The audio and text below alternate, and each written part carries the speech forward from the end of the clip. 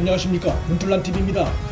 대통령 문재인이 미국 제약사 모더나 CEO와 통화해서 2021년 2분기에 2천만 명분의 코로나 백신 공급에 합의했다는 청와대 발표와 달리 모더나 측이 한국 정부와 논의 중이란 입장을 밝혀 청와대의 브리핑이 과장된 것이었음이 드러났습니다.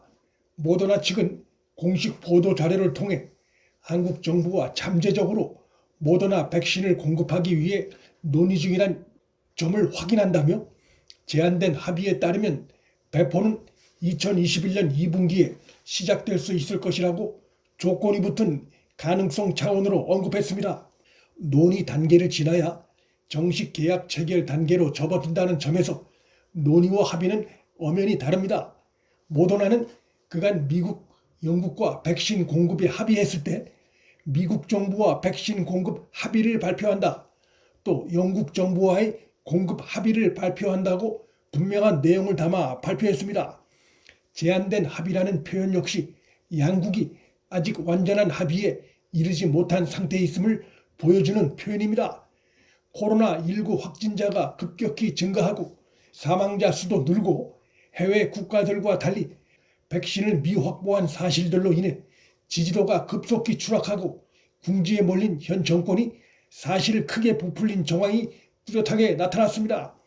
모더나가 보도자료 하단에 이 보도자료에 나온 미래지향적 서술은 약속이나 보장이 아니다란 문구를 넣어 이러한 정황을 더욱 뒷받침하고 있습니다.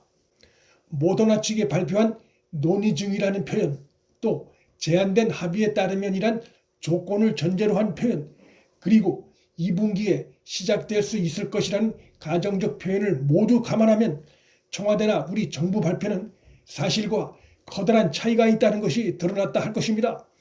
야당과 언론에서 양측이 내세우는 내용에 차이가 나는 이유를 묻는 질문에 청와대는 합의를 부인하는 것은 비상식이란 주장을 할 뿐 국민을 설득할 수 있는 보다 구체적이고 명확한 입장을 내놓지 못하고 있습니다.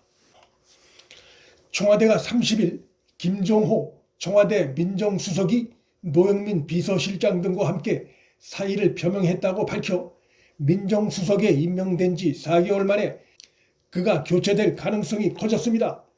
국민의 비난 여론이 비등해도 문제가 드러난 인물들 교체를 사실상 거부해온 대통령 문재인의 그간의 행보를 볼 때 매우 이례적이라 할 것입니다. 그런데 더 눈길을 끄는 것은 김종호 민정수석 사의 표명 배경 관련한 청와대의 설명입니다. 김종호 수석이 윤석열 총장 징계 등 법무부의 일련의 진행 과정에 국민적 혼란이 있었던 점이 사의 배경이라고 설명했습니다. 그간 추미애의 윤 총장 쫓아내기 시도와 중징계 강행 논란에서 한 번도 거론되지 않았던 청와대의 민정수석의 실명이 갑자기 튀어나온 것입니다. 청와대의 이 같은 설명은 대통령 문재인이 제거한 윤석열 검찰총장 징계가 법원에서 절차와 사유의 위법 부당함으로 뒤집힌 과정에 김 수석의 책임이 있다는 의미로 해석할 수밖에 없어 대통령 문재인이 윤석열 검찰총장 징계에 깊숙이 관여했다는 것을 보여주는 뚜렷한 정황이라 할 것입니다. 그렇지 않다면 이제 임명된 지 불과 4개월밖에 안 된 민정수석을 교체할 다른 이유를 찾기 어렵습니다. 대통령은 추미애가 제청한 윤 총장 징계를 결재할 수밖에 없다던 그간의 청와대의 대국민 설명이 사실상 거짓이었음을 청와대 스스로가 드러낸 것이라 할 수 있습니다. 이로써 후에 실패한 윤 총장 중징계권 관련해 대통령 문재인의 직권남용 혐의 관련한 수사와 재판이 전개될 경우 문재인에게 불리한 상황이 전개될 가능성이 커졌습니다.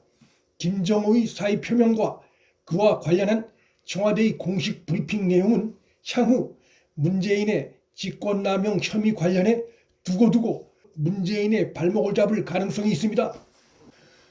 법무차관 이용구의 택시기사 폭행 사건 논란이 갈수록 파장이 커지고 있습니다. 서초경찰서가 이용구를 봐주기 수사한 의혹 외에도 지난 8월에도 현직 검사가 술에 취해 택시기사를 폭행한 사건을 특가법이 아닌 일반 폭행죄로 기소 의견을 넣어 송치했던 사실이 뒤늦게 알려졌습니다. 그런데 이용구 사건을 내사 종결시켜 논란을 빚고 있는 서초소의 형사과정은 사법고시 48회 출신이고 서초경찰서장은 사법고시 44회 출신인 사실이 드러나 사건 발생 당시 이용구가 변호사라는 것만 알고 법무실장 이력은 몰랐다는 서초소의 해명에 강한 의문이 제기되고 있습니다. 사시 출신들이 서초경찰서의 수뇌부를 장악하고 있다는 점, 또 현직 검사 A씨 사건은 당시 경찰청과 청와대에까지 보고가 됐었다는 점에서 이용구 사건 관련해 전혀 보고받은 바 없다는 경찰청의 해명이 설득력을 크게 의심받고 있습니다.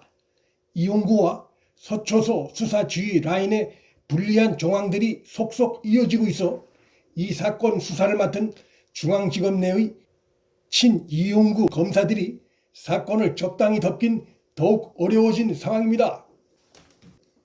30일 검찰이 박원순 전 서울시장 성추행 피소 사실을 유출했다는 혐의로 시민단체에 의해 고발된 이성윤 지검장에 대해 증거가 없다며 무혐의 결정을 내려 논란이 커지고 있습니다.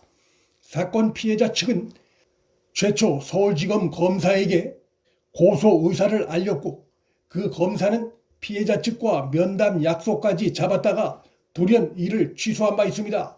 그 과정에서 서울시장이 연루된 성추행 피소 사실이 이성윤 지검장에게 보고되지 않았을 리가 없습니다. 또한 친정권 라인인 이성윤이 박 전 시장 피소라는 중대한 사실을 청와대에 알리지 않았을 가능성도 희박하다고 봐야 합니다. 그런데 박 전 시장 피소 유출 사건은 이성윤 지검장이 지휘하는 서울중앙지검에 한 달 넘게 잡혀 있었고 사건을 넘겨받은 북부지검도 넉 달을 묵혔다가 연말에 기습적으로 증거가 없다며 면죄부를 줬습니다. 결국 이성윤은 자기 문제를 자기가 수사한 꼴이고 유출 당사자로 지목된 이 지검장을 검찰은 소환 조사도 하지 않았습니다. 이 사건은 정권이 바뀌면 재수사 대상이 될 가능성이 매우 커 보이는 사건입니다. 권력형 비리 사건 수사들이 몰려있는 중앙지검을 지휘하는 이성윤과 관련된 의혹이 쌓여가고 있습니다. 문틀란TV 여기서 마칩니다. 구독과 좋아요, 방송 공유는 방송 제작에 큰 힘이 됩니다. 시청해 주셔서 감사합니다.